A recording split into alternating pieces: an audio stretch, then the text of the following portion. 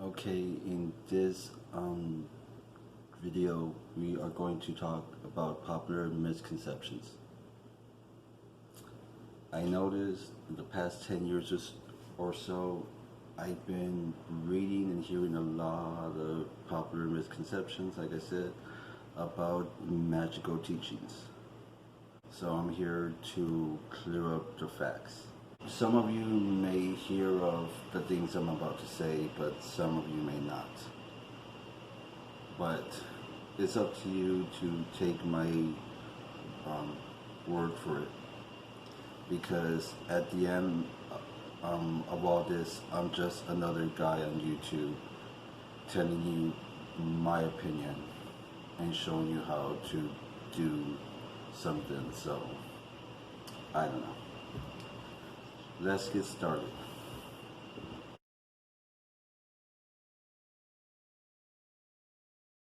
The water. If you've seen my first video, it's about a simple protection spell with a glass of water. Now, many people believe that when you see the little air bubbles in the water, that's a sign of spirits. I'm sorry, this is a popular misconception. It is fact negative energy. Water traps negative energy.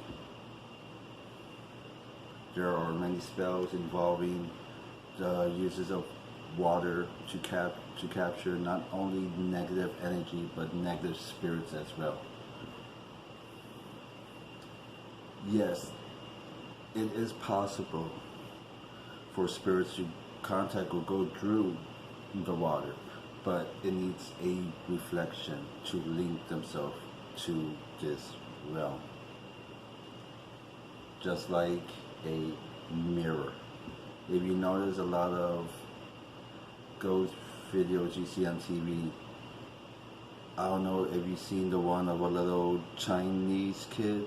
She's facing the mirror, but when she turns around, the reflection is doing something else. So right there, it's linking them to what our world through the mirror. It's a reflection.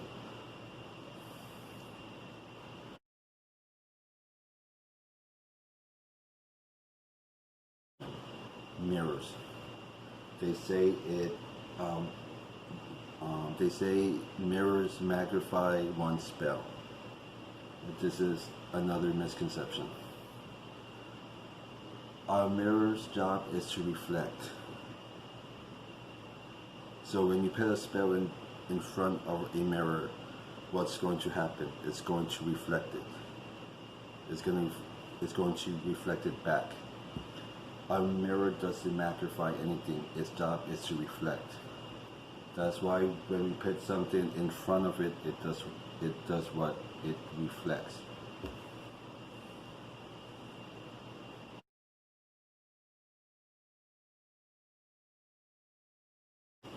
The Olympia. If you do not know what Olympia is, it's Spanish for a cleansing. Most times in magic and folk magic, they will use an egg to do the Olympia. You can also find it on my second upload video. You can watch it after this if you want to. So let me see, the misconception about the Olympia is it doesn't actually take off anything. It just tells you what you have. No, this is not true. Olympia does in fact remove the negative energy, the evil eye, spirits, magic, black magic, anything. And you will feel the instant relief once you do Olympia. Even when you start doing it, you will feel it. So that's the thing. Olympia does not only tell you what you have, but it does in fact remove what you have. It might take a few times, but it will most definitely take out everything.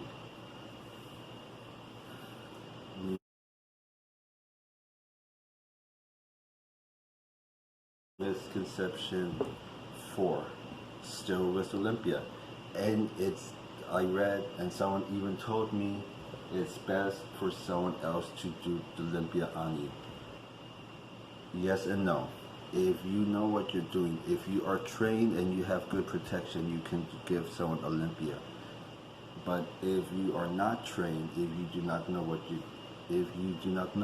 you are doing, if it's your first time, I suggest you read about it, you get yourself protected.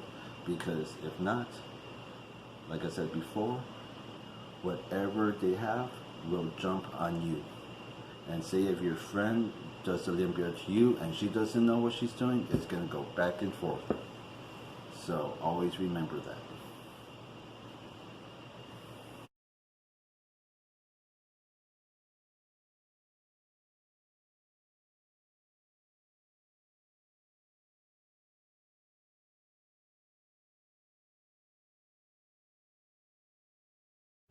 Misconception number 5, intentions.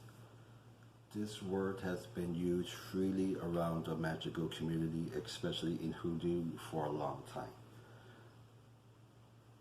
New Age people, especially new beginners, believe it doesn't matter what herbs or roots or whatever you put into your spell, because it's your intentions that counts. Yes and no. Intentions is a very big part of it. It's a very big deal. But it does matter what herbs you put in, what roots, what this and that, because everything attracts a certain energy, a certain vibration. If you if you get a root that is designed to hex people and you say, well, it doesn't matter, it's only my intent, so you call for money, it's not going to happen because it doesn't have that vibration. It doesn't attract that vibration of money. It attracts that vibration of evil, of hexing. Let me give you an example. Salt. Salt is highly known to protect against negative energy, negative spirits, things like that. But it's also known to soften someone's life. Because we all know if you put too much salt on something, what happens?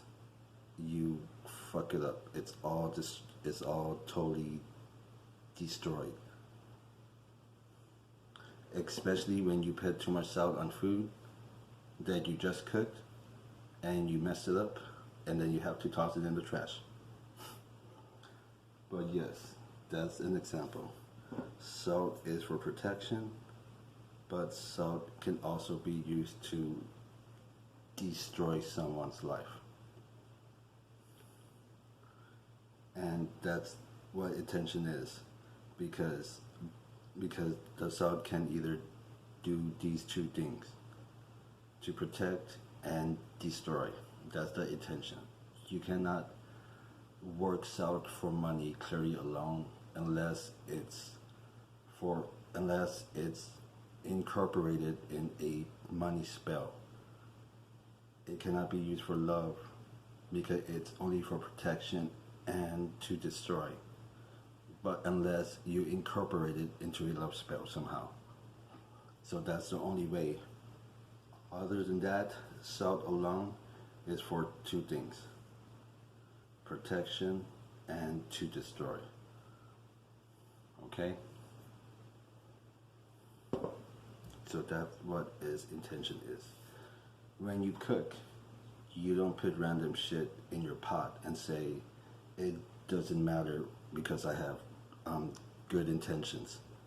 No, that's not how you do it. So why would you go and put random things in your spell and think it's going to be okay? That's not how it works.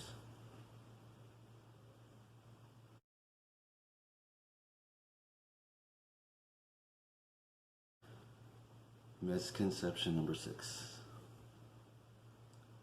People believe that if you like candles and buy some books that you are automatically a witch. Sorry, this is not the case. There is much to learn about witchcraft. It doesn't matter what kind, from what religion. It takes years. Even people who are gifted, it takes them a long time to master a lot of things. Some things may come very simple, but there's some things that takes years to master. And there's always something new to learn. Magic itself is trillions of years old. So even though we may be regarded as a professional witch doctor, root worker, psychic, whatever, there's so much more, and it takes so much energy. You just don't light a candle and say a few chants and you think your spell is about to manifest all this stuff, how they say. No, that's not how it works. It takes time, it takes precision, it takes patience. There's many things to learn, there's different subjects. It's not just all about spells, but it's connecting to nature itself, connecting to the spirits that work in nature. It's about connecting with the past. It could be your ancestors, it can be spirits, whatever. You have to, in a way, serve them before you serve yourself. It's not a hobby where you can do until you find something else. It's a way of life. People like me live magic on a day-to-day. We incorporate it in our daily lives. So it's not always about spells. It's about connecting, communication, honoring, remembering the past. Because without the past, we would not live here now. We would not have a future.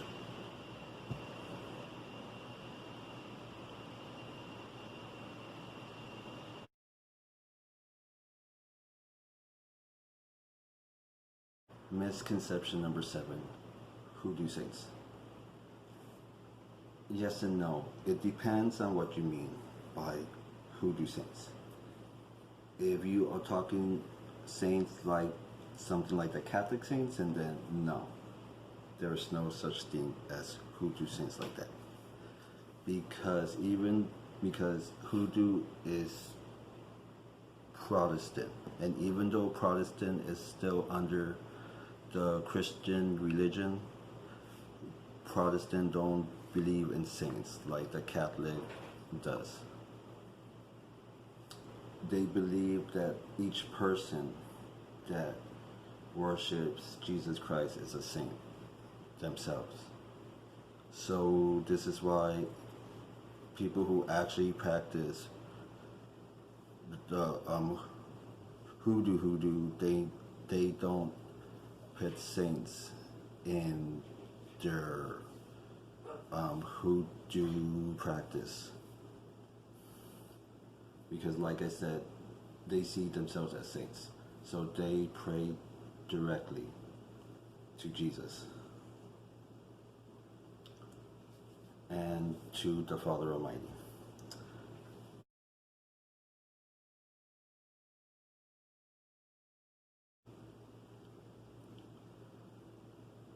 Misconception number 8.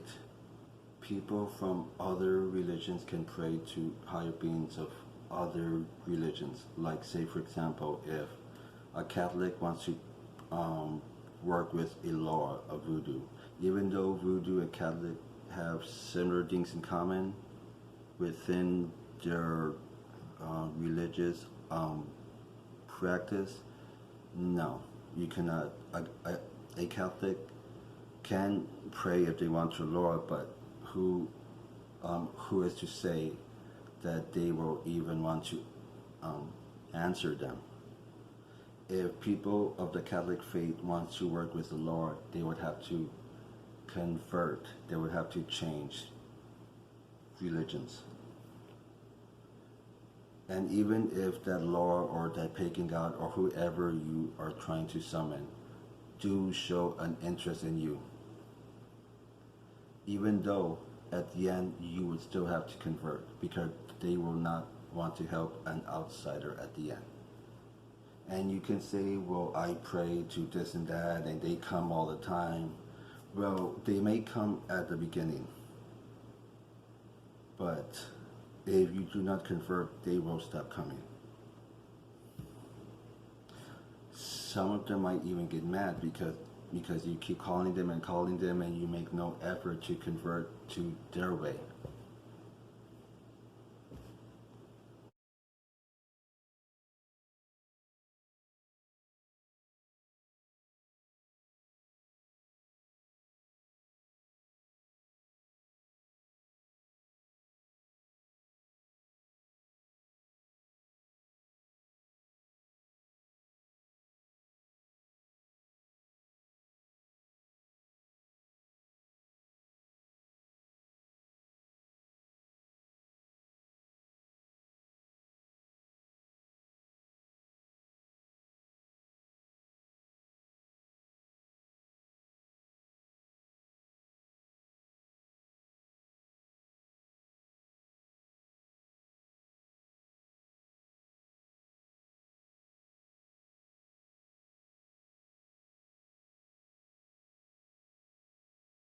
Misconception number 10, last one. Spells can take months and months to years to manifest. No, if that was true, there would be no such thing as magic. Yes, I admit some things are not going to happen a second before it's not meant to happen. That's true. And it's true in some spells, especially love spells, because those are the most sensitive ones. A lot of spells take a few weeks to fully come around. Okay? I admit some spells work fast, but those are what we call a temporary spell. The reason why you work a spell for a week is to slowly get to them. Because if you want a fast spell with fast results, it's going to go too fast and it's going to just poof. So those kind of spells that work immediately, they work fast, but they will burn out as fast. Okay? That's what we call it. They burn out fast. That's why they work fast and they burn out fast. So it's always good to work a spell for at least a week or two to slowly get them to your side, because those are the spells that last a good while. But if anyone ever would tell you, I can do this spell, but it's gonna take 5, 6, 7 months, a year, no. They're lying to you. Spells should not take that long. Like I said, that's why it's magic. So, if anyone tells you that, they're lying, and I suggest you not do any communication with these kind of people. Well, that's it for now. I hope you liked this video. If you did, give me a thumbs up. If you did not, give me a thumbs down. I will totally understand, because I know the way you were all taught is totally different than me, and you do not have to take my word for it at all. I just like to share. If you want to comment and share this video, you want to subscribe, you want to leave me a question or an idea for my next video, let me know in the comment section. My very small website address will be down in the description, and so will my email address in case you want to contact me there. Until next time, may God bless you and yours.